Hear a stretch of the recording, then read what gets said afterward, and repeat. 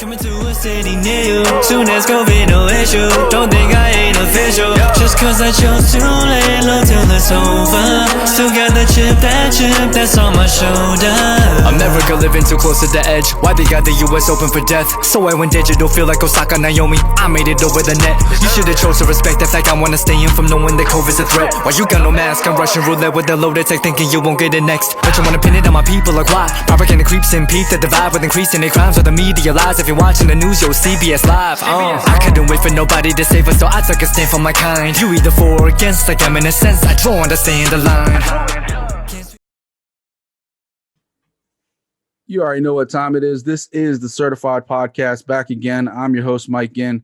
This week, I'm featuring somewhat of a multi-threat. His name is Alan Z. You can find him out of Atlanta. He's a hip-hop artist, R&B singer, actor. Man does a little bit of everything. Alan, how you doing, man? Good, man. How you doing? Man, happy to have you, man. I tell a little bit of a backstory real quick, and I'm sure you probably heard this a million times. But I'm watching the show Wu Assassins. I was a big fan of that show on Netflix. Actually pretty excited that they're supposed to get a season 2. I don't know with everything going on in the world whether we'll see that soon or not. But at some point during the show, I'm listening not just to the songs, but not just your song, but a bunch of songs. And I go and I'm looking up like the soundtrack for Wu Assassins, and I'm downloading it. And your song was one of the Watch Your Mouth was one of the songs that I really love, and I just put it in my library, right? And so it would come on from time to time, and I was really like jamming out, but I really had no idea who Alan Z was. Mm-hmm. And the curiosity got the best of me about maybe like 2 months ago, maybe even a month ago, right before I hit you up for this interview. And I don't know if you've gotten this story before, but my mind was blown when I actually went and found out who you were. Your music, which, you know, I'm more of a hip hop person, but you got hip hop, you got R&B, all of it kind of blends together. You do a really dope job with all of that. Before we get kind of your backstory, tell me about how the whole Wu Assassins thing happened. Oh yeah, that was through my producer Chops, who actually had like a bunch of songs on Wu Assassins. So he, you might have heard his music on there too, because he's part of a group called Mountain Brothers. That was like the first Asian group to sign with a major label back in like the 90s. Yeah. So I think they had their song Galaxies on Wu Assassins, and so it was just through him. And we actually had pitched that song to a different show, but you know Netflix picked that up first. So that's kind of how it happened. Were you a fan of the show?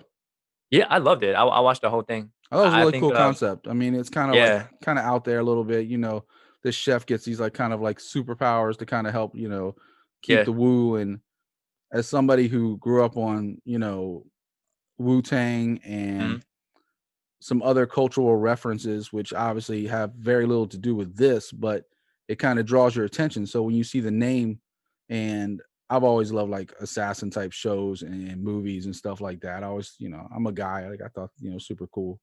See the swords in my background, like, you know, it's just a cultural thing, right? I grew up in an urban area outside DC, so it's just kind of part of our culture. But you know, that show was just really dope. Being as that you also do acting, was there ever a chance of you appearing in the show, or maybe even next season? For that, like I actually got notice of it late because I didn't even know what the show was until they said, "Hey, we're gonna pick up your song." So I wasn't aware until like it was in its final stages.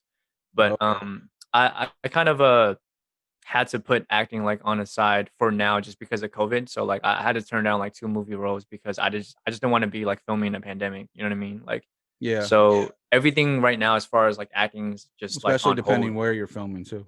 Yeah.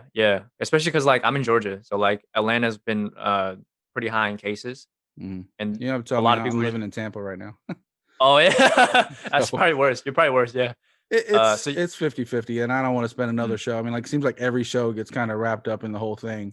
Yeah, it's kind of 50-50 because even though the cases are super high, you're talking about 21 million people, so you know, what you're saying. Put a mask on, be safe, and you know, try to do the best to protect your neighbor. Like that's really kind of how I approach it. But I'm also trying to live my life too. So, you know, but you gotta be smart. I mean, I'm a bartender, so for me, like my industry's been wrecked by this entire thing. So I'm extra cautious. My wife and daughter extra cautious. So, and then like we were in DC when this whole thing happened. We just moved down here a few months ago, so we kind of went from bad to worse. So trust me, we understand, and it's just one of those things that everybody is getting it. Everybody you see is getting it. So, I interviewed Donovan Carter a couple weeks ago, and same thing. Roles are just drying up. You can't find anything. I interviewed DJ Bro Rab last week, who's a good friend of mine from Raleigh. He's the tour DJ for Kid and Play. Their whole tour has been wrecked. Obviously, they're not touring. They're not doing music. So how have you adapted to all that right now? Like, I know you just put out another song online. You put out quite a few the last few months. Yeah. It wasn't just one. I mean, you got The Chip, which just came out. Kick It came out not too long ago. Ride or Die. And we'll talk about those in a few minutes. But how have you, is that kind of like how you adapted, just kind of like drawing yourself in music? Yeah, it's kind of weird, but I feel like 2020 was kind of like an epiphany year for me, because it was the year that I kind of like realized what I was missing, which was like being like finding my authentic voice in my artistry, but also in my like personal life. You know what I mean? Because I feel like 2020, as you probably know, like there's been so much anti-Asian like hate crimes and racism, and I feel like especially with the rhetoric. yeah, and so like I've always touched on it where I was for those like, that don't know, if you're listening to the audio version, Alan is of Chinese descent. So oh yeah, so like Chinese, actually, you were born there. So yeah, so like I always touched on it, but I was always like, oh no, what if, people aren't receptive to it, blah, blah, blah. And this year was the year that I was like, I don't care. I was like, I'm gonna say whatever I want. And I think that was like the breakout moment for me to be like, I'm going to stand up for my people and I don't care about the backlash. And it's more authentic. It comes off as more real. You feel it more. Yeah. Right. And ironically, it like has gained me more support than ever. So I think that was the socially aware side was what was missing in my music, because it felt like I was kind of holding back before, where I was like, oh, I don't want to touch on this. I don't want. Now I'm just like, I don't care. I'm gonna do whatever I want and what feels right. And I think online, that's what I've been kind of like working like the circuit the most, obviously, because I can't go anywhere until COVID's over. Yeah, Mm-hmm. I don't try to stereotype people, especially in the industries that I've been around. Whether it's doing my sports stuff or doing music and film and society and culture. So for instance, I've talked to Jen, I've talked to a rapper back in the day, LS, and they kind of went along the same lines as like being an Asian rapper. Jen went through a whole phase where he was just trying to be pop. He was trying to just please everybody. If you noticed, and I don't want to compare you to him because you're actually a completely different. Thank you for noticing that. Because like whenever I mean, I didn't even cut you off, but a pet peeve is like when people only know one other Asian rapper and they're just like, oh, you're just like him, and it's like, no, you're just being racist. Yeah, and I wouldn't even mention him if it wasn't for this fact that he did the same thing. Like he tried to please everybody. He tried to be like more pop. He tried to be more this and that, and then all of a sudden he goes to Hong Kong for a little while. He kind of finds himself a little again, and then when he came back, he was definitely more about his causes and what he was personally he cared about more than the music. And when I see from you, especially in a lot of your campaigns, a lot of your social media, is you're taking up a lot of causes that are personal to you, and I think it actually comes off, like I said, it's more authentic. It's because now you're not trying to be like. I saw another interview where you've done like a lot of Korean festivals and stuff like that, and people mistake you for somebody, of that culture and, BTS and all that stuff. Mm-hmm. And now it kind of comes off as you being more real to who you are. Instead of trying to make music that pleases everybody, you're making stuff that you care about. Right. And don't get me wrong, like I'm still going to make like popular music. You know what I mean? Yeah, I'm still going to make money. Yeah. I still have like my commercial songs and whatnot, but I think it adds to my repertoire by adding like a little bit of me in it, in terms of like what I want to represent, what I want to tell the world, the awareness. So I think it completes the picture. So it's like, yo, all the Korean shows and K-pop shows, or even just pop shows in general, or shows that make money. Like I'm obviously not going to stop that. Right. But I think there's a lot more things that's more important than just vanity metrics to me. It's impact. It's how can I influence people? How can I, like tell a message? You know what I mean? Especially when it comes to like this rhetoric, because like not a lot of people know what's going on with the Asian American experience. So people like are so quick to say you're like this, you're like, and then so they have this like misconception of who we are. So I'm like, yo, because I'm so knowledgeable of just Asian American history and identity, I have that voice to actually shut down ignorance. And if you come at me, you're gonna look stupid in front of thousands or hundreds of thousands of people. So I'm like, you know, maybe it's my bartending background, but for me, like to try to stereotype somebody based on their race, their creed, their color, their gender. Not every white person is the same. Right. Not every black person is the same. Not every Hispanic, Asian, any other culture is exactly the same. So yeah, that's ridiculous to, especially, tell you a little backstory real quick. When I was working in the hotel industry a number of years ago, they would bring in interns from around the world, right? Like work for like a year, kind of get an American experience. It was good for them. They get college credit, so on and so forth. We had a bunch of Korean interns come in, and staying at the same hotel would regularly be, because it's right outside DC, would regularly be a large Chinese group that would come in. They'd bring in different groups, maybe at once a month. And then you get this weird interaction, right? Because in the hospitality section, you'd have a bunch of Korean girls, and you'd have a bunch of Chinese visitors coming in who didn't speak English. So, of course, they see somebody else that looks Asian, and they're trying to communicate with these girls to try to help, resolve issues at the front desk, at the bar, wherever, right? And these girls are like, we don't understand what you're saying. And it's like, just because you look the same, completely different, people. And that's throughout the world. It's not just Asian culture. It's not just white culture. It's, Hispanic culture. Another, similar instance. My wife is Peruvian. Somebody comes up from Brazil, she don't know what they're saying. So yeah, it's just ignorance. It's just pure ignorance. And if you take a second to sit there and understand somebody, it's just completely different. But let's get back to your music for a second. We'll get to the new stuff in a second. Let's go back. I know I was reading a little bit. You got started early, came to the United States, I think about age 6, and then started doing music around 12 or so. Yeah. Not like professionally or anything like that. But you got interested in making it. Like, I was making like demo tapes with my friends like in middle school. I mean, we all did that shit. So, I mean, but that's around the age you start finding a life interest, Yeah, true. Yeah. And so I would say like I started really taking it seriously like at 18, like when I went to college and I went to Emory in Atlanta, and like that's when like I started doing like stuff that I felt like would like help my career. Like so I won this like rap battle tournament, and then that got like a lot of buzz in school. I did like like R&B nights because I did both, and then like labels started hitting me up, and that was kind of like my first exposure into like walking into like offices and like getting offered deals and stuff. But I think can you say what label or no? No, not really, because it never really like it's panned fair, out. So I didn't want to. Nobody wants to burn a bridge. I get you. Of course, yeah, and they may come back. I think, yeah.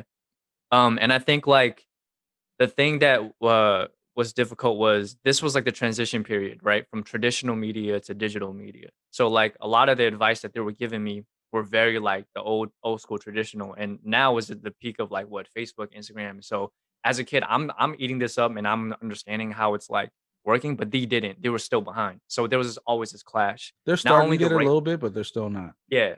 But this is, I mean, think about like, this is years ago. So like, I felt like I kept being like held back by these older dudes. Like, when DJ Khaled's like these dinosaurs, you got to get rid of the dinosaurs in the industry. And I understand what he's saying, because these are dudes that are still stuck in that CD era. So, with me, like, I think I've gained the most like attention and buzz through myself, because I understood how to manipulate the online game. Like once you know how to like, get like viral content and get people to notice you like in a digital space, like you can do a lot of things, Yeah, I struggle with the concept of a label's necessity in this day and age.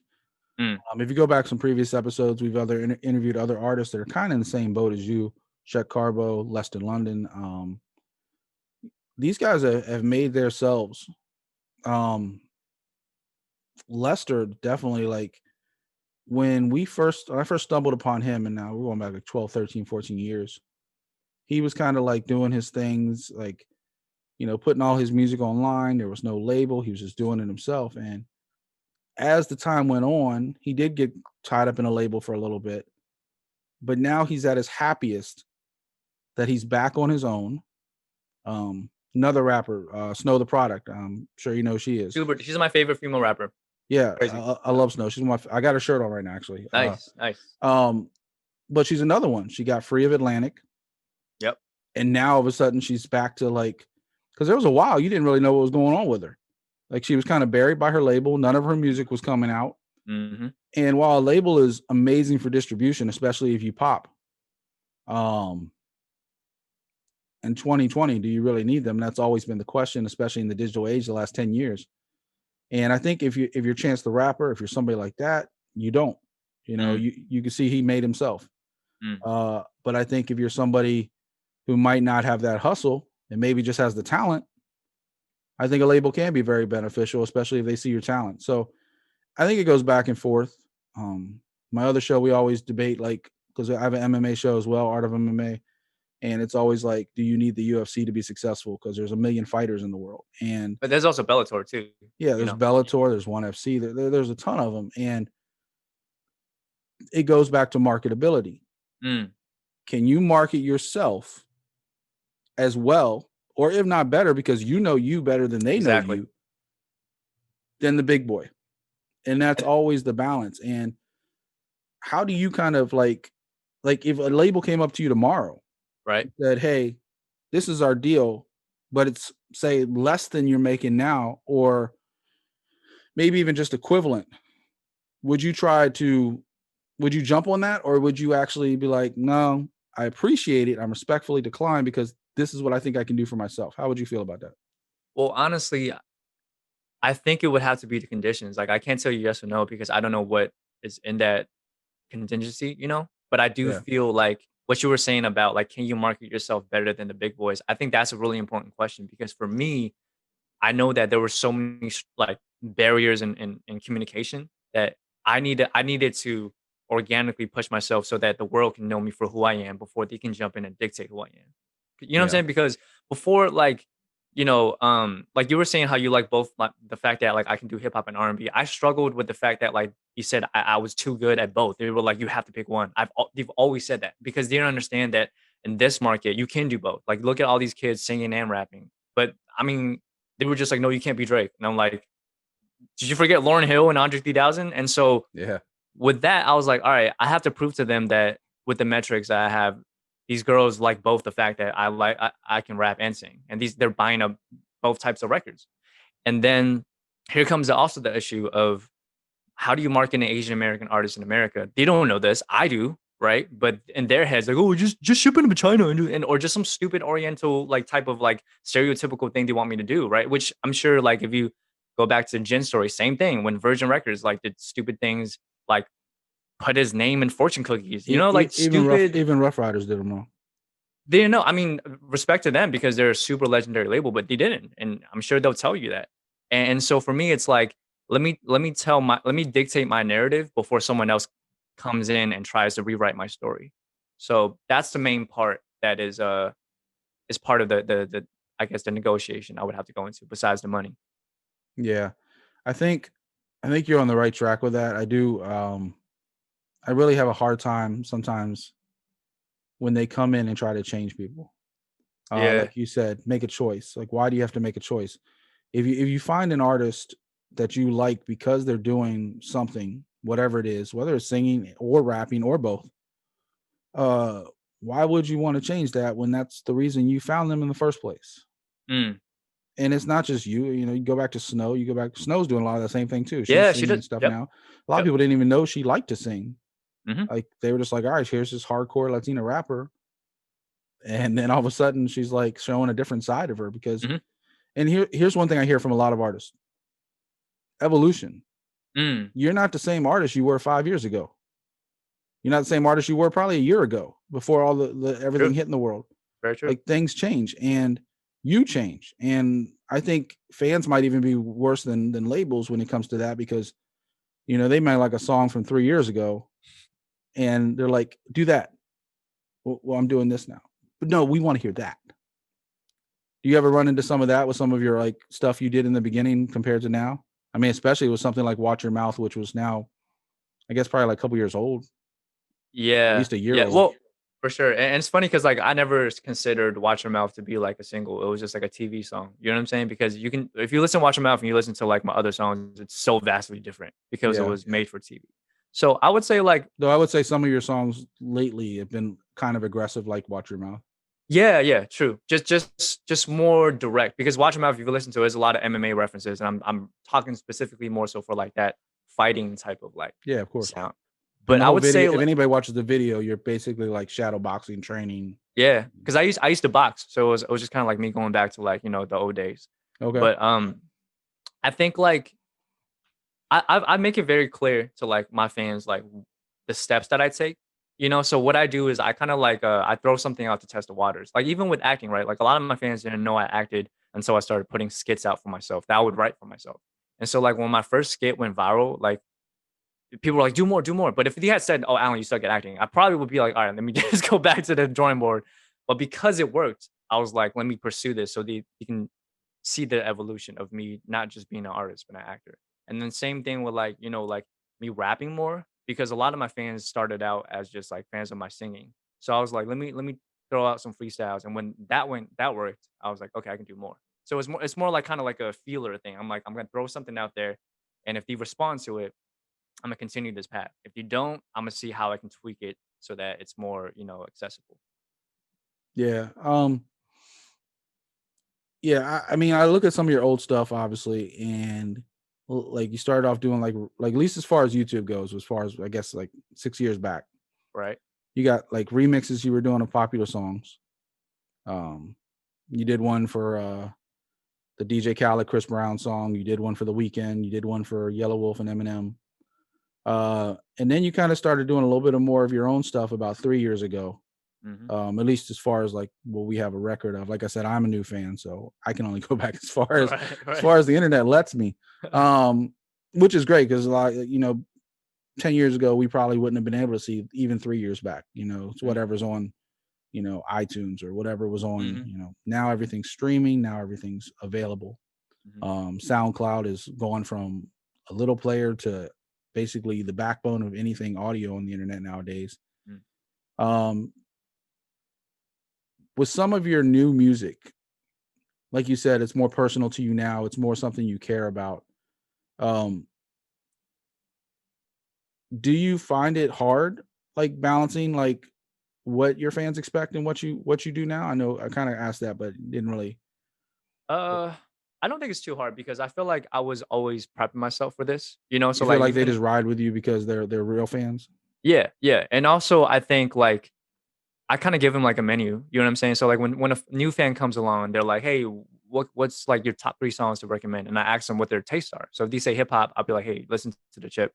If they say R&B, I'm like, listen to Blame It On Me. So like I have enough of a portfolio for them to be a fan, whether they like me for this or that. Especially because like I feel like I have a pretty decent age range of fans. Like I have like fans that are older that don't understand the fast raps. So they're like, oh, I just like when you sing. I'm like, oh, that's fine. So I have like, enough of my repertoire to, I guess, keep that audience. And I would say like, for me, it's not hard for me to go back between like the personal hip hop aggressive stuff to the stuff for the ladies. Cause I've always been someone who catered to women. So like the songs that I make for women come really easily, because that's all what I've been trained in. You know what I mean? Cause I remember when I was super young, this dude that was trying to sign me was like, you just schooled me. He was like, bro, like just appeal to women. Men are not going to buy your records. They're going to bootleg it. Appeal to women because they're going to buy your tickets, buy your merch. And then so that I always stuck to that, even when I was like mad young. That's right? Classic. I remember that one. And then like, if you look at like my Instagram, and it's probably like not wrong either. Yeah, no, exactly. So like it's like 70% women, and then like everyone on my Patreon is 100% women, and then like the people that buy my merch is like 90% women. So I'm like, and then you go to my shows, it's 90% women. So like it's something that I've always known I not had to do, but I know I need to do. Right. So like I think it's anyone. Like if you're a female rapper Right. Like you're probably appealing more to the guys because women are probably going to hate on you. The women though in the industry, like I'll take my wife for instance. If she's into J Balvin, she's into Prince Royce, she's into Romeo Santos, like all those guys. And if you go to any of their concerts, you might see guys there with the women, but the women are buying 90% of those tickets. So especially if you're a singer, take the hip hop out of it. If you're a singer, yeah, you probably should 100% be focusing on that demographic. That's why I still keep like the lady, like female friendly records, like the R&B stuff and the pop stuff, like Ride or Die. Like you can tell that's a female record. You know what I mean? Yeah. And I think and I have fun doing it. Those are the times where I can relax and not think about the world. Those are like the fun records, so it balances out the aggressive stuff. I take that, I'm sure you're a fan of LL, right? LL made the blueprint. So like, I kind of just follow what he did. It's like, yo, he can come back with like Rock the Bells and Mama Said Knock You Out, but he also has like Hush and like, what's that song he did with Pharrell? I feel like you listened to our last episode. That's why you said that. maybe it was subconscious, but you know what I'm saying? So that's kind of like the approach I take.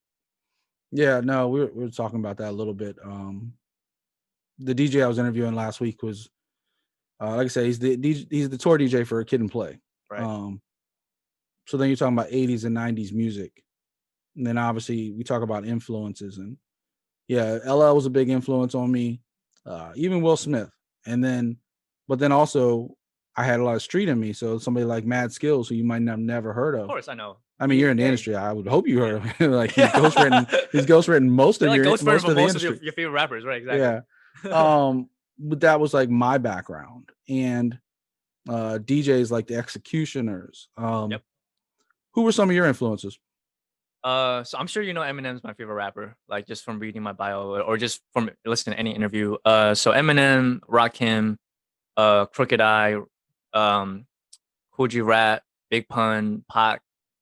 And see right there, you get credibility too, because not just Eminem, obviously, I don't care if you're a fan or not a fan, top 5, top 10 all time, right? Of course. But then you start naming names like Crooked I, things like that. Like then all of a sudden you get credibility, despite the fact that you have the R&B background too. Like I think it makes people take you a little bit more seriously too when you talk about influences like that, because if you listen to the Chip, like you said, you're Jet Li with the pen. And it's not just the Chip. Watch Your Mouth. Even parts of like Ride or Die and what was it? Kick It. Yeah, Kick It. Like you go hard sometimes. Right. And honestly, that's what sucks me in as a fan, because the R&B is cool, but I'm a guy. Like the R&B is not for me. Like you just said it yourself. It's not for me. It's for my wife. It's for the ladies that are going to buy your tracks, your albums. When you mix it up like that, is that, I mean, like you said, is that a little bit for you and a little bit for them? Because maybe bro, like when you're rapping, like that's you coming out like, all right, this is what I got to say. Exactly. Like when I rap, that's like, okay, I can put a little bit of sauce in this. It's like, instead of thinking of it from a commercial angle, this is like, I'm going to cheat it and just like write something I want to write. Cause even like you mentioned Kick It, it's like, bro, I do some intricate syllable stuff with it, the idea, here, like that. I did that and I wrote it into the chorus, and that's just some nerdy stuff that I'm into, you know what I mean? That someone like an Eminem would appreciate. So like when I do those like intricate rhyme schemes, even in a pop song, I try to like make it as catchy as I can, but it's really for me. But it's like, if you like punchlines, you're gonna like, oh, that's a dope line. Even Ride or Die, like when I say you're a piece of me, and like a piece of me, you're by my side, like, like the gun, peace. So little things like that, maybe like you even rhyme in your singing. I don't know if you realize you do it, but you even like rhyme a lot in your singing. Like, oh yeah. Like singing doesn't always, like you listen to certain R&B artists, I don't care if it's The Weeknd, or anybody else. They don't always like makes like, they're telling a story with their songs, but it's not always rhythmic. A lot of your songs, even though you're telling a story, which I do appreciate, because I think the art of storytelling is definitely lost in music, in today's day. I've talked about this in length. Like, I think if you want to know what's wrong with hip hop today, it's that people don't tell a story anymore. You go back to 90s hip hop, it was a start, a start, a middle, and an end. That's right. And they hook you in the beginning because you're like, here's a story you need to know. I'm like, well, why do I need to know it? And then they kind of swing around a little bit in the middle, but you stay to the end because you want to know how that story finishes. Whether you like the song or don't like the song, you want to know how the story finishes because of the way they started the song, the way they hooked you in the beginning, they told you an interesting tale, and now you want to see how it finishes. You go back to Biggie, I Got a Story to Tell. Like, that's the classic hip hop 90s. He's talking about, banging a girl who was with a guy from the New York Knicks. It took 20 years before we found out who that player was. And people kept looking before we found out it was Anthony Mason. Mm-hmm. Like, we were like, Matt, like 6'5", 6. Which player in the Knicks was playing that night? Who's like on the roster? Like, we're looking at like box scores. Like, we're trying to figure out, was the story made up? Was the story real? Was it just something he wrote down? God bless Fat Joe for finally telling the whole world like who and what that was. It took a number of years for him to finally drop that after Biggie passed. But when you tell a story in your music, you get people's attention. And, Chip is all about being a chip on your shoulder. It's all about going hard. It's all about, rallying against the people that, and correct me if I'm wrong, because it's your song, not mine. But it appears like it feels like, you're like, these are the people that are trying to judge me, and this is who I am. Is that kind of like a real representation? Yeah, I'd say that's it's fairly accurate. It's I think it's kind of like when people say like, like when you have reached a certain amount of success, you lose that chip on your shoulder or whatever. And I'm basically saying no matter how big I get, I'm gonna have that hunger in me, because I think people mistake this chip on your shoulder as a bad thing. Because I've always had friends say, "Yo, man, you gotta get rid of that chip. That chip." Never get rid of it. I tell them, I'm like, bro, like once you do, you lose that anger, like you lose that rage. Exactly. So for me, it's like you got to find something you're passionate in. So like in that song, like you hear me vent about like not just like people that are against me, but also just against my people, also stupid people that aren't wearing masks. So it's like everything that it's like here's what grinds my gears. Let me list these things in a rhythmic pattern, and then in the second verse, I go super hard so that it's like this is what I'm about, and basically like touching on certain points while hitting super intricate like flow patterns. So that was what the chip was about. It's like a showpiece, because I was like, out of all my songs, I don't feel like I have a song where I can just show someone like, all right, this is like me at like 70% of my rap capacity. Like I'm like, I'm really good at what I do, but I need something that actually shows that. You know what I'm saying? Yeah. I love it. Like I love the direction you've been taking. Just like in the last month, I've been like obsessed with like your trek, like the way you've kind of like, you talked about putting some of these songs out on soundtracks and stuff like that. I know you had a song on the CW. What other songs have made it on TV? So my song "All of You" has been on TV. That was the iZombie show you were mentioning. I was in this documentary. It was like an esports documentary. So like 3 songs made it on there. One of them was "Color Me Bad," "Watch Your Mouth Again," and then there was another song that's unreleased called "On My Tab." And there's like a few more in the works. And of course, like some like indie movies. Like there's this movie called Candy that was released like in the South, and my song "Sauce" was in that movie and on the soundtrack. Couple like web series had picked up some of my songs too, and yeah. I've always been a firm believer, and I think I might have been saying it wrong up until about a couple days ago, but it was always a firm believer that you need to make, like I used to say, you need to make one song that's for radio to get everybody's attention, so then they listen to everything else you do. So no matter how like passionate you are, I remember, and you seem to be a pretty knowledgeable hip hop head. You remember a rapper named Idea? Of course. Rest in peace. Yeah, rest in peace. When he won all those scribble jams and battle raps back in the day, he got people's attention, right? Yep. He turned Enough down the deal though. Yeah, enough to people got curious about him. So when he was rocking with Atmosphere and everybody else up on Rhyme Slayers, and of course he was partners in that, so that was kind of, it was Atmosphere's thing, Slug's thing, but he had a little piece of it. Mm-hmm. When they were doing that, he went through many different evolutions of what he was. He did alternative rock music, he did hip hop, he did jazz, he was all over the place. Right.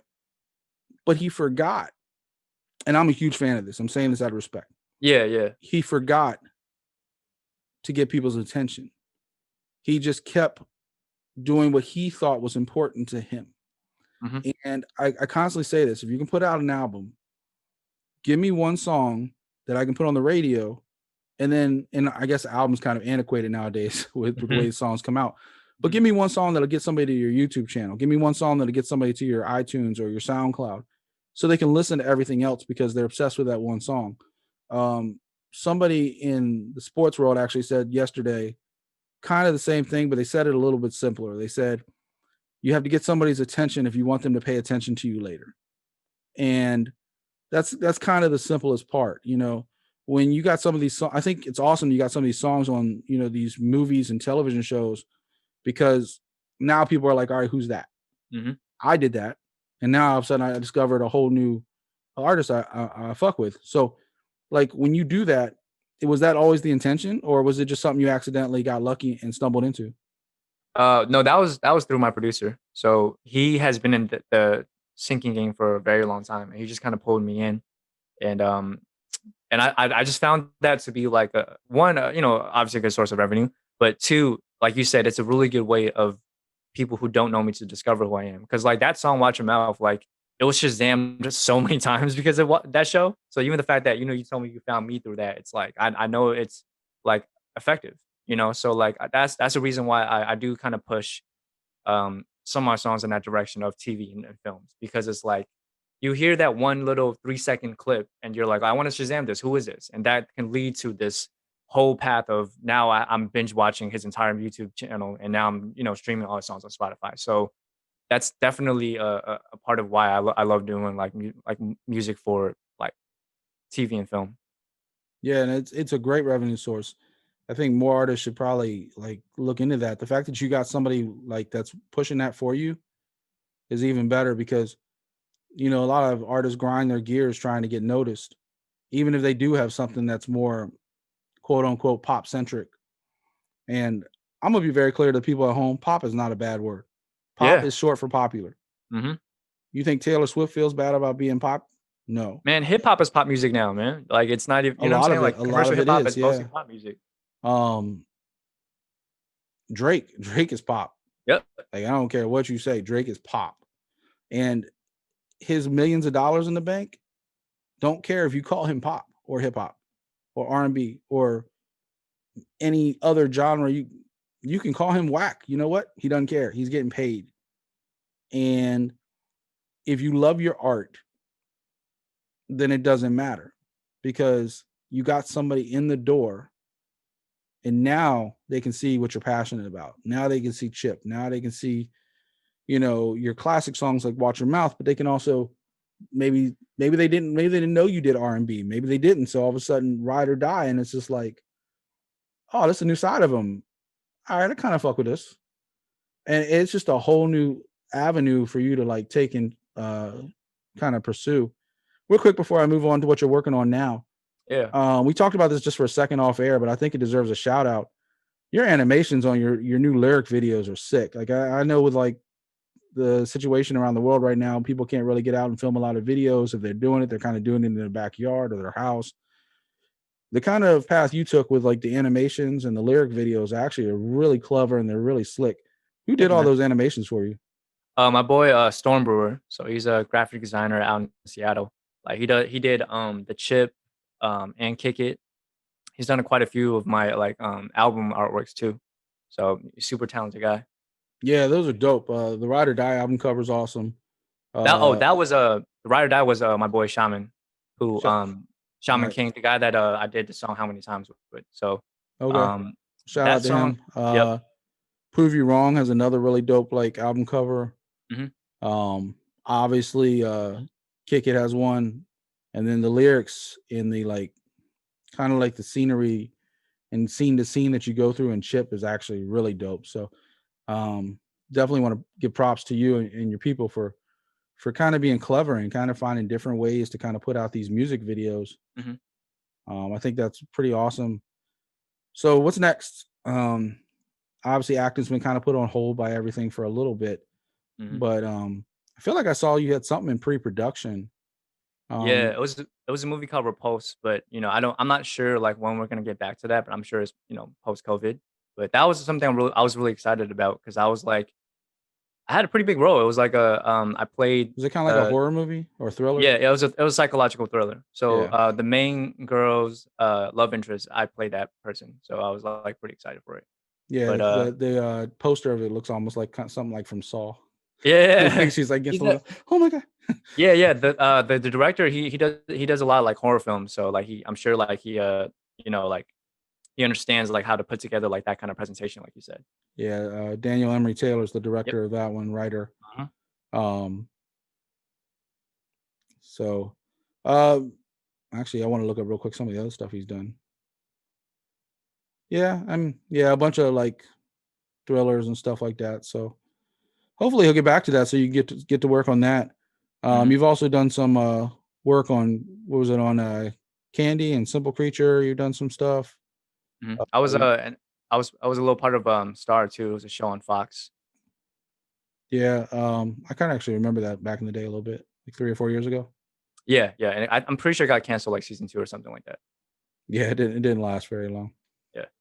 Ironically, you played a rap artist. There you go. Nah, they call me specifically was like, yo, could you be part of like this rap group for the show? And for those that don't know, that was the show Instagram. that used to have like Queen Latifah and stuff on it. Mm-hmm. Actually, real quick before I move on to some of the stuff you're working on, I saw in the past you work with like Full Force, Shanice. Yeah. So funny story, man. I was actually like picked up by Full Force. So like the Kurt from Full Force was like kind of like low key managing me. So like this was 2014, I believe. And so like, that was how I got the song with like Shanice Wilson and Raphael Sadiq from Tony. It was like on their album. I'm a big Shanice fan, big Tony fan, especially back in like the 80s, 90s. Full Force, I mean, they get like a double-edged sword because they did so much comedy stuff, especially like on film. Kid and Play, right? Yeah, Kid and Play. Their music videos, there's a lot of comedy, but these guys have been behind the scenes for the last 20 years, especially in Atlanta, up and down the East Coast, but in the South, like they've been like really behind. Like every time I talk to an artist from the area, their name seems to come up a lot. Even if they're not directly managing them, they've been like influenced by them. They've been helped. Like they're very like outgoing and helping people. So definitely want to shout out Full Force. Obviously they're a classic group. If you follow any kind of 80s hip hop and R&B, Full Force, early 90s, they were one of the top groups. So yeah, but their comedy, especially like you have a Kid and Play and stuff like that, is just hilarious. But let's talk about what you got going on now. So what's next? So I got like a few projects in the works for 2021. I don't really want to get like the cat out of the bag too soon, but it's definitely stuff that I'm really passionate about. Any chance you get like an EP or an album coming out? I didn't want to say that, but yeah, like projects in terms of like body. You don't have to like put yourself in a box. You don't have to put a timetable on it, but that's true. Yeah, that's true. It's nice to know people like to know you're working on it. Yeah, definitely. Definitely in the works. Multiple projects actually, but I don't want to put a deadline like you said. So more singles, and hopefully, man, like once COVID is over, I definitely want to do like like more shows and tour and like conventions and stuff like that. So that's just a game plan. It's just like hustle now so that like I can set up some plays for when the world opens back up. Yeah, I read that you've done a bunch of like festivals and stuff, and is touring something that's like kind of passionate to you? To like you like getting out there and like performing and stuff? Oh man, I love it. It's like for me, it's Adrenaline like all rush? right, that, and also I think it's like sometimes you don't get the same kind of love like just online like you do when you actually meet them in person. So for me, it's like I have met like diehard fans because I was able to like interact with them in a private Q&A. You know what I mean? Because they're like, oh, I remember him when he was this young, and so I think like those kind of moments like solidify you, and I think we kind of miss that, because like I like nowadays we have to do live streams, and it's like, oh my god, like performing virtually, it's like, bro, like can we please get back to the stage? You know what I mean? And it's opened the door for new avenues of success, I guess is probably the way to put it. A lot of artists wouldn't have been on Zoom. A lot of artists wouldn't have been on they would just been stuck. They would just kept doing things the way they do them. And whether they choose to do that next year or whenever this, God willing, kind of passes, right? I guess is 100% up to them and yourself. But I do think it's opened up a new, like, we talked about earlier, the industry not really keeping up with the way music was changing, the way distribution was changing, the way you could reach your fans. This opened up a brand new way. Whether it's through somebody like myself, like a couple years ago, all my podcasts were only audio. Mm-hmm. Now they're video. And it's something I've adapted to because I wasn't always comfortable being on video as much, despite the fact that when I was younger, I did try to act a little bit. But as the years go on, I like to say I got a face for radio. So, it's just one of those things. Like, I think it's actually opened up an avenue for you guys because. Oh yeah, I'm not knocking it. It's more so like I just miss, like you said, another revenue stream. Oh yeah. I'm definitely thankful for that. Like, don't get me wrong. And also another thing that I've noticed too is like, I never realized how easy it was to just set up meetings, man. Because before it's like, all right, let's meet up at this coffee shop, let's do this, and it's like, I think the pandemic made it easier. I think the pandemic made it easier. I think that's what I'm saying. It made some of these technologies step up, like Zoom. Zoom was like half of what it is now. Like a year ago, I didn't even know what that was until now. I kind of had I heard of it, but I was still using, like, if I was going to do like a video thing, it would be like on Skype or something like that. Okay. Or obviously FaceTime or Facebook video or something like that, Google Video, something like that. Google Hangouts. So there was a bunch of things. But Zoom went from, all right, here's this opportunity.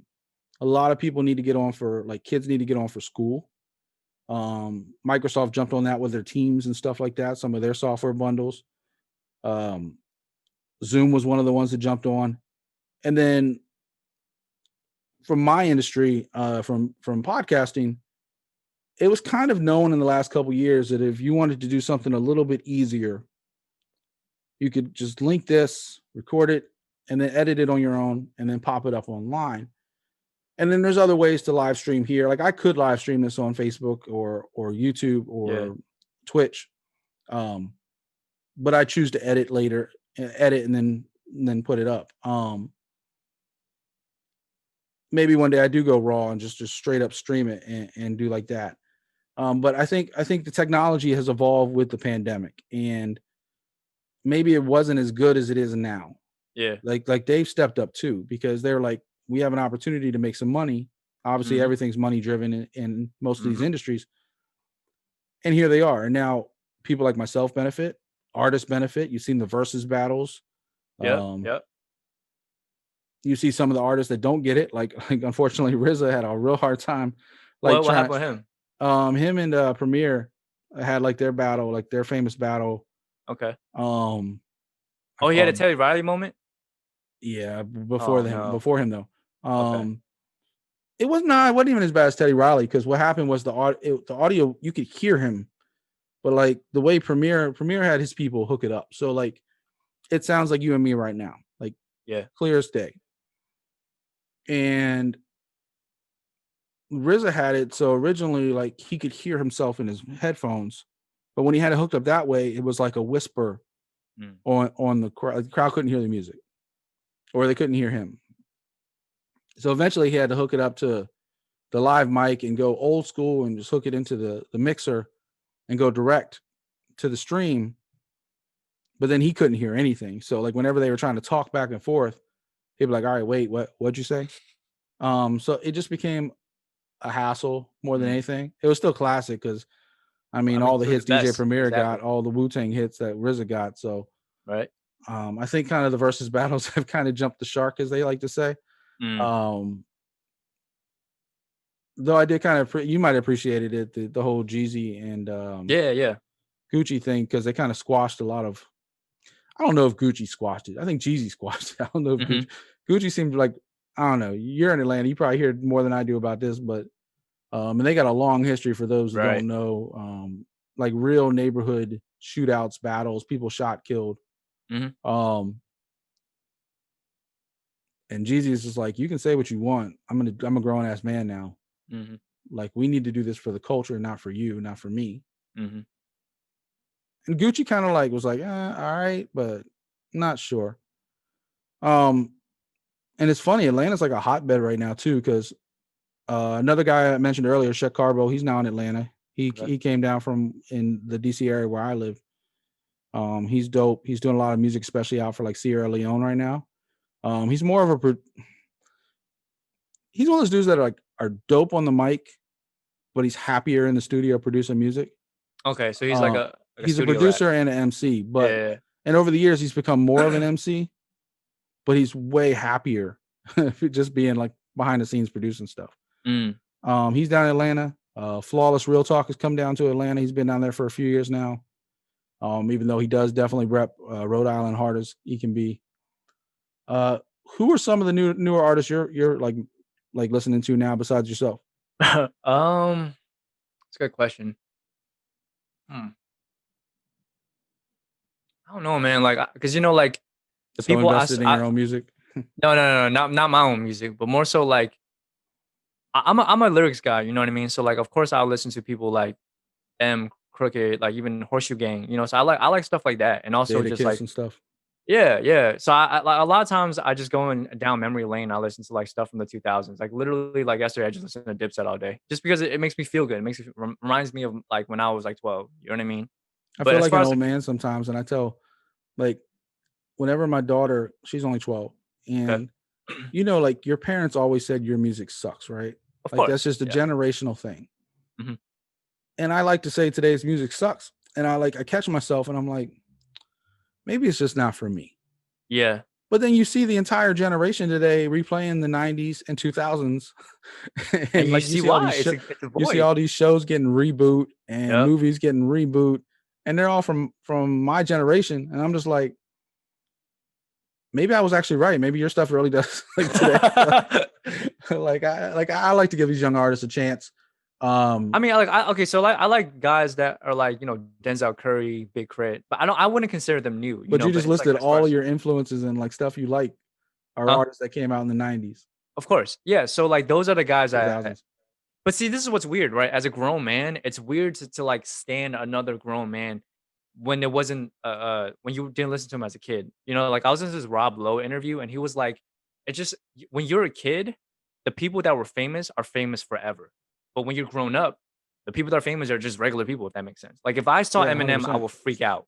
But if I saw like one of these new rappers, I just be like, what's up? Because it's like, oh, okay, well, who are you to me? Right. 100%. But it's so different. I mean, Mike Tyson or whoever, Jordan, I'm gonna just go bananas. But like, it's weird. It's got to be a psychological thing because, like you said, I'm just not excited about like newer artists. There's no shade to them. I'm just not. Yeah, I mean, like if I guess pre-pandemic, if I saw you, I'd walk up like, "Hey, man, I like your music. Keep it up." If I saw Eminem, I'd be like, "Oh shit, I'm such a big fan. I love you forever." And like you lose your mind sometimes, and you don't even mean to, or you just stop. You don't say anything. You just wish you had. Yeah. As a bartender, I've seen a lot of people come and go, and I've learned, like early on, just give them their space, give them their privacy. They're not here to see you. They're here to enjoy a meal or have a drink or whatever the case is. But I remember, like a long time ago, that hotel I was actually telling you about earlier, Mike Vick was there. And as somebody who grew up in the 90s, and Mike Vick, before he got locked up, was the baddest dude on the planet, as far as a football player in Atlanta. And I saw him one day and I was just like, I was glad he was all the way across the hotel because I was like, if he was next to me, I probably wouldn't have known what to say. And I've never been one for short of words, but like Eminem, always like I love as a fan, but I do think I'd probably just give them their space. But I see what you're saying. Like, only time I ever saw Michael Jordan live in person was at his restaurant back in Carolina, and he was on a mission. Like he was going from point A to point B. You didn't really get a chance. Like if you're a fan or not a fan, like you weren't going to get within 20 feet of him because of security and everything else. Right. You see, what's a good music art? Kingpin Slim's another rapper I mess with in DC. He's been around the game for a long time. I see him. It's like, hey, what's up, man? And maybe it's because I've been around the industry for a very long time. But if I saw somebody from, if I saw LL Cool J, Yeah. like I would probably be like, oh shit. Right. If I saw Will Smith, I'd be like, I don't know what to say to you. I want to be your friend. Like, I don't know. Right, exactly. Like, I just, you know, I get 100% what you're saying. And I do wonder, like, if kids coming up today that are fans of Alan Z, if kids coming up today are fans of Future or Drake or Crit or any of these guys or girls like Cardi B and stuff like that. Yeah. I wonder how they react. I have like two dope stories for you. Yeah. Just off the top of my head, because you mentioned about like people that like are fans of like say me or like a newer artist. I remember I was at this show and this girl was like, "Hey, can I take a picture? I'm a big fan." And then when she opened her phone, it was me. Like I was her lock screen. So is that surreal for you? Like it was kind of cool. And then she kind of was. You're kind of a newer artist still, like. Yeah, which is funny because I've been doing it for like 10 years. You know what I'm saying? Like since a kid. But like as far as like what the world knows of me, I'm a newer artist. But that was a cool moment. And then another time was my friend Genocide Beats, who's a producer. I've done some songs with him, like Lights Down Low. And our song One is on his album. He lives in South Carolina, and he was at the store pre-pandemic. And then he was just, I don't know how he got this. Like he was talking to the cashier, and then he had mentioned that he was a producer. And he said, you know, I produce people like Alan Z, and she like freaks out and like just drops his groceries and was like, who? Did you just say? And then she just was like, you know, fangirling. And he was just like, bro, I had to tell you this, you know, like amazing story. And so I don't even know who he's talking about, but it's like super cool to like know that, you know, like as an artist, you can have that effect on somebody. Yeah. I mean, I've had it on a much tinier scale. Like I've had, you know, back in the day, I had a website called Pure Style, and it was one of my first big sites. And I did a lot of written interviews, a lot of behind the bar type stuff for mixology and stuff. And a lot of people didn't know I was behind it. And because I never really been like, I've always been more about the product than myself. These conversations I do now with you guys is always amazing because it gives me a chance to talk to people I couldn't normally talk to otherwise. You know, it gives me a chance to learn about Alan Z. It gives me a chance to, you know, just have really cool conversations in a comfortable environment. But back then I would do these written interviews, and somebody one day I heard like just in a bar, like talking about my website. And this is in DC where it's all based. And I didn't say nothing, but in my mind, I'm like, people are actually reading this shit. You know, I got to think as a music artist, like when you make this music, at some point you're like, are they going to like it? Are they not? I mean, everybody gets self-conscious to an extent, no matter how confident you are, it's got to be some kind of validation. Yeah. When somebody like freaks out, they got you as your background on your phone. I don't know if you're single or have a girl, but don't let your girl you're dating like see that. But and I'm not gonna blow up your spot because I know that's your demographic. But yo, no, for real, I think those are like humbling moments because it's like that's stuff that you would expect from like say like an LL or somebody. You know what I mean? It's like, but when it happens to you, it's like okay, there's something to work with. You know what I mean? You're not just some kid in the bedroom making music. Yeah. So. All right, I've taken up quite a bit of your time. So real quick before I get you out of here, do me a favor and shout out where people can find you on social media and YouTube and all that good stuff. And I'll put the show notes in the links, but go ahead. Word. So yeah, you guys can find me at Alan Z Music. That's ALANZ Music. And you can listen to all my music on all streaming platforms under Alan Z. That's ALAN last initial Z. Awesome. Any timetable when the next track comes out? I won't put you on for the album, but for like the next track, any idea? Probably January or February. So in the new year. I've been pretty consistent as far as releasing. Yeah, but I mean, until then, you guys can definitely check out like The Chip if you're into hip hop. If you're into R&B and pop, listen to Ride or Die or Blame It On Me. Awesome. Like I said, all those links will be in the show notes. I think I might have actually said it backwards a second ago, but hey, that's what happens when you record an interview live. Ladies and gentlemen, this is the Certified Podcast. Appreciate Alan Z coming on, and we'll see you next week. And if we don't, have a happy holidays.